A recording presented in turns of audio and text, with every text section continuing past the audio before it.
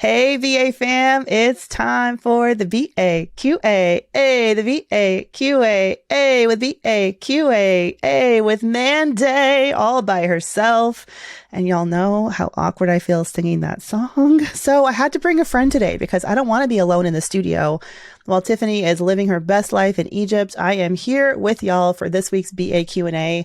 And I am joined by one of our BA fam, one of our BA listeners, Yacine, who is not that far away from me. We're actually both in New York. She's calling in from the BX. Hey, Yacine, welcome to Brown Hi, Ambition. thank you. Happy to be here. So excited to have you. The melanin is popping, the Thank you. teeth, like everything is just Thank like, you. wow, you should do Colgate commercials is what Thank you. I'm saying. But that's not why you're here today. So let's take a listen to your question. I love this question. It's one that actually I have gotten a lot from people who had their annual reviews in 2020, at the beginning of 2023. And were just a little underwhelmed by what happened in terms of their pay. So let's take a listen to Yacine's question. Hi, ladies. Love your podcast. I just found it not too long ago and I'm like addicted. I do have a question. So I started recently at a financial firm. It's a big one, so I don't want to say the name just in case. But it's been almost 9-10 months, and we just went over our end of year review and everything, and they were handing out bonuses, raises, and promotions. I did not expect a promotion or I was happy that I got a bonus, but I did kind of expect a raise just because it's been almost a year that I've been there and inflation is crazy. So I wanted to know, am I being kind of a little extra for expecting something? Or is there like something that I can say or do that would kind of like have me be able to revisit the conversation with my manager? Okay, Yacine. So paint the picture for me. You've been at this job for a little less than a year now, right? Yeah. Okay. And where are you at in your career? Like early career, mid? I just started, so 3 years in, but this is my third job. So Because, black don't crack. So you can either be 22 or like 62. And I would just want to be clear on that. Okay. So you're very young, early in your career. Mm-hmm. Okay. So you've been there less than a year. Yes. It's totally not uncommon to get a so-so raise when you're newer to the company, especially when you've been there less than a year. And like, you're not working for a small company. This is like a big bank, you said, right? Yeah, it is. A big bank during challenging economic times, they're gonna be very stingy with their budget for compensation, increases, adjustments, bonuses, all that stuff. So it's not shocking to me that you didn't get a significant raise. Can I ask, did you get like the standard annual increase? And if so, how much was it? So I didn't get a raise at all. I got a bonus at all. And I was surprised that I did get the bonus, but I was hoping for a raise as well because inflation has been a little crazy. So I was hoping that at least they would kind of raise my my salary so it will match inflation. But I guess that was the crazy part for me. Are your friends like, here's a tiny violin for you. You got a bonus, but not a raise? Yes. They're like, okay, girl, you need to calm down. At least you got something. No, that is true. We want to be grateful for that, but I don't believe in playing small. Yeah. I think what you could do in this situation. So you got a bonus. What was the percentage of your pay that your bonus was? Was it like 10%, 5%? It was a little under 10%. I think it was like 8%. That's really freaking dope, dude. That's pretty great. Yeah. And here's what I'll say. Here's why they'd prefer to do a bonus over a raise, because a bonus for them is it's a one-time hit to their budget, right? And whereas giving you that 10% annual raise, they're promising to do that for the next forever. Yeah. As long as you're there, right? So, and you work for a bank, so you probably understand like this is just going to hit the books a little bit differently. I think that bonus says a lot about probably the quality of the work that you're doing, the fact that they want you to be happy and stick around. I'd almost even call that like a baby retention bonus. Like, we can't give you a raise, but here's some money. Like, just be happy for now. But I wouldn't necessarily say you have to take that money and be silent about it. I think you can absolutely, even though it's been how long since you had the initial like conversation with your manager? So we had our conversation in December, right before we left for the holidays. And she wasn't sure that I was going to get the bonus, actually, because in my contract, it's not a given. It's something that's, I forget the word. There's a specific word for it. I forgot it. But it's I don't even know. By their discretion, I guess, by my manager's discretion. Discretionary. Oh, yes, yeah, 100%. Discretionary bonus. That's it doesn't exist unless they decide it exists. Exactly. Got it. Yeah. So she wasn't even sure if I was going to get the bonus. So I was happy. That's why I was like, I'm so happy. And I'm still grateful that I did get the bonus. I was a little, let down that I didn't get a raise because a lot of my friends who are also in the same industry did get a raise to match with inflation and also a bonus. So I'm just like, maybe I'm asking for too much. No, I don't think you're asking for too much. I mean, you've been there less than a year. So in terms of like, you're in a lot better position than someone who got hired 5 years ago at that company, because like their pay that they started at, with inflation, it's eating and eating and eating away at that. Your pay is on a newer level. Like you are getting paid in $2022, so I wouldn't feel as much urgency around like, oh, I could be making a lot more and like inflation's eating up my money. That being said, it sounds like even with your manager, there wasn't a lot of clarity around how compensation would happen and compensation rewards. So in this case, and I actually think I have, I came up with a 4 scripts that workers can use in December. I published it. It's called Ultimate Year-End Review Scripts, but really they're 4 scripts that anyone can use to open a dialogue with their managers when they want to talk about compensation. Like you're underpaid, you're given a bunch more responsibilities, you want more money, or in your case, you just want to understand like, how do y'all decide like what goes into these decisions? So in your case, what I would say is, and we'll put a link to that, the scripts in the show notes, and I'll definitely give you one as well. It's free. But what I would say is, why not have a conversation with your manager and say, I'm super grateful that the bonus came through. That's awesome. But I'm curious, what the company's, process or policy around annual raises is, because I was surprised to not have received any pay raise. You can say surprised. You can say I was a little concerned or a little disappointed. Make it clear that you're grateful for the raise and all of that. But you're really asking just to be so that you can get more transparency and insight into what went into that decision. Makes sense. From her. Makes sense. Yes, that makes sense. And I wouldn't be surprised if what you hear from her is like, I don't know, Yacine. I didn't get a raise either. I don't know.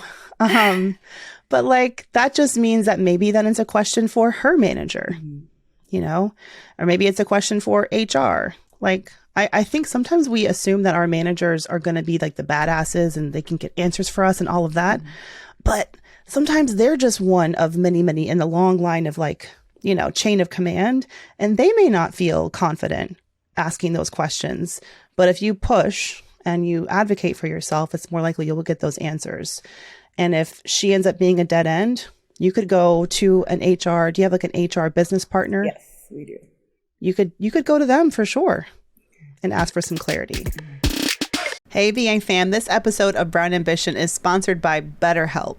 Give online therapy a try at betterhelp.com/brownambition and get on your way to being your best self. Take it from me, getting to know yourself and all the different versions of ourselves that change over time. It takes time, it takes reflection, and honestly, it can actually require help, like the kind of assistance you can get from BetterHelp. Life can come at you fast, and we're just not always prepared to answer the challenging questions that we are faced with or the uncertainty that is constantly coming. We need someone to talk to, and that's all right. Someone who can listen and help us sort through our options and possibly eliminate obstacles that prevent us from personal fulfillment and happiness. Or in my case, prevent you from sending that text to your dad because you have deep, deep daddy issues and you're angry, angry, angry. My therapist saved me from sending the worst text to my dad last week, y'all, and I was so grateful. I was like, you know what? That's growth. That's that on growth, all right? So with BetterHelp, you can be connected to a licensed therapist who can take you on a journey to self-discovery from wherever you are. If you're considering therapy, give BetterHelp a try. It's all online, convenient, flexible, and suited to your schedule. Discover your potential with BetterHelp.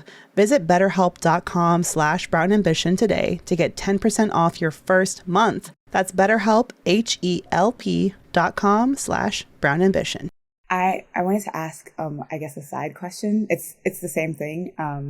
But when it comes to having this conversation, should I wait till my mid-year review, which is in like about 2-3 months? Or should I just have that Right. conversation now? I wouldn't wait. I mean, you at this point, so you and I are talking in early March. You guys had your annual review in December. I wouldn't wait because I would rather you go into the mid-year review understanding better, like what your chances are of getting a raise. Even maybe she might even tell you, well, for people who didn't get a bump at the end of this year, then we're considering that for, mid-year. And then it kind of gives you peace of mind. I feel like you have more to gain by asking now than to lose. If you phrase it in the right way, like, I've been giving it more thought. I know it's been a couple of months since we, talked about the annual review and compensation changes. The bonus was unexpected and I'm very excited about that. But since I wasn't given a raise, do you think it'll be possible to revisit that at the mid-year point? Could be another way for you to ask about it versus like just what I recommended earlier, which was, do you have any idea like what goes into those decisions about who does and doesn't get a raise and, what can I expect moving forward? Now you have the fact that I know that you have a mid-year review coming up. You can literally say like, could we revisit that at the mid-year? Don't talk about inflation though. Okay. that was Do you know my whole why? argument, but yeah. Yeah, no. Don't talk about inflation. Talk about the quality of your work. You've been there a little less than a year.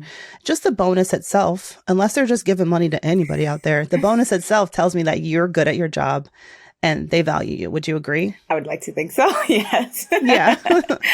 So you can say that bonus clearly tells me that I'm making an impact. I'm being valued. That's really exciting for me. And like make it clear that you're asking because you want to understand that you are valued and what that will look like in the form of a raise instead of just the one-time bonus. And the reason you don't want to mention inflation is because companies, everyone's going through inflation, right? And I'm sure that they have, I'm almost like positive that this big bank had a talk with the board, all the senior leaders, head of compensation, HR, all of them. And they decided in light of inflation, how are we going to do raises this year and in light of the economy and all of that. And they made the choice that they made. And that's not going to change just for one person, when it comes to like standard raises. If you feel like you warrant a merit-based pay increase, then you need to make that case based on what you believe, what the merit is. Like, what have you done to deserve more? And so going into this conversation with your manager, you might want to take some time and, just look at your highlight reel from 2022. And maybe you already have that. Like, did you put that together for for the end of year, your review? Yes. Yeah. I mean, you can mention that.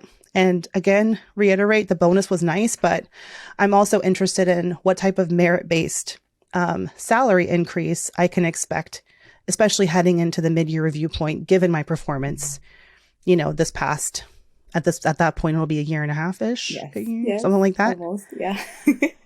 Because merit-based is that's like something that they can, push for, not just like, well, Yacine's got inflation going on, like so does everybody else.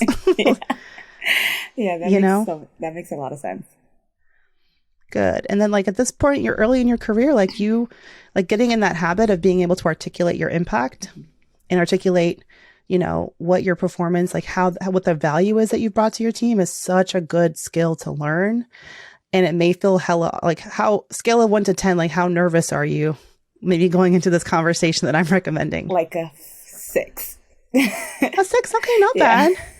Like, I won't give that like a 7. At the 10 or at the 1? Nervous is a 10. Okay, yeah, like a 6. Okay.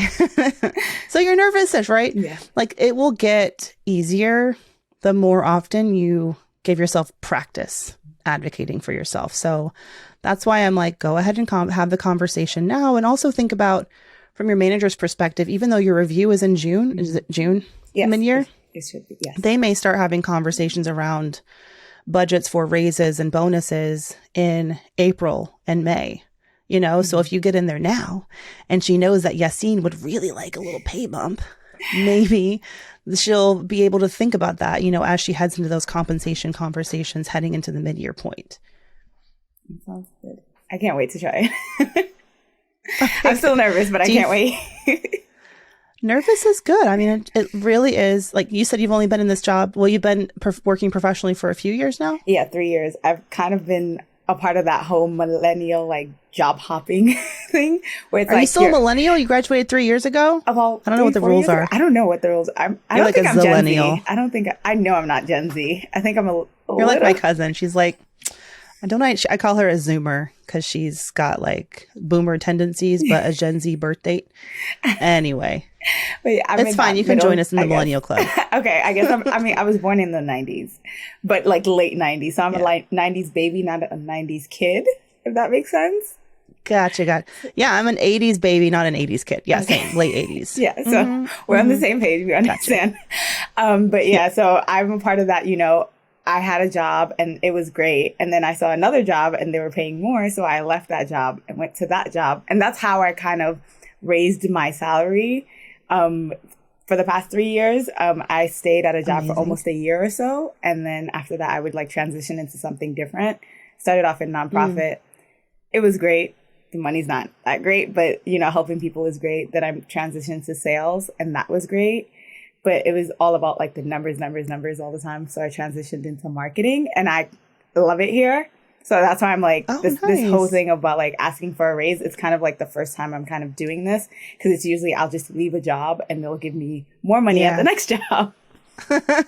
Which I talk all about quitting your way rich and how quitting was a key strategy for me too. No, I'm not kidding. Like I quit 6 times in 10 years. But when you really enjoy a workplace and you like to work there and you're making an impact, it can be really rewarding to stick around and grow in that role. And of course, I am of the opinion that like job hopping ultimately, it doesn't have to be like super detrimental as long as you maintain your networks, you have a good reason for leaving. And I can already hear you, like you've tried different industries, different types of places, and you're figuring out what works for you. And it wasn't nonprofit and it wasn't sales. And like, you can tell that to an interviewer and they're going to get it. Like they're going to understand. And the more clarity you get, like the less likely you will be to leave as frequently because you're going to be right? Like your bar is going to be higher for your next role and you're going to be more selective. And yeah, you will get to a point where I like it here, I do, which is great. And then in that case, then it's about building those relationships, continuing to advocate for yourself. And what was key for me is what I told you about is understanding like how the hell the sausage gets made. Like how do these compensation decisions happen? And I realized rather, that you can ask. And maybe the answer is we don't know, but that's kind of an answer. Like, oh, it's a little vague and ambiguous. So maybe I should just ask for whatever the hell I want because there's no rules around here.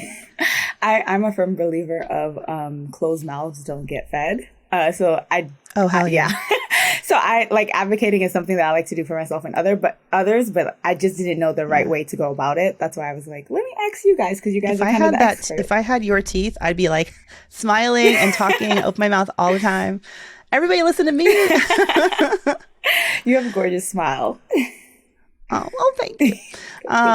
But yeah, absolutely. Closed mouths don't get fed. And again, it's all about like practicing, asking those questions, having those conversations, and I think, if you're aiming to be a leader yourself one day or manage a team, remember what this lack of clarity, how it made you feel. And like that will help you be a better and more effective manager down the line as well. So this is all great experience for the first 3 years, just after graduating college. So kudos to you. You're kind of killing it. Yeah, I'm trying.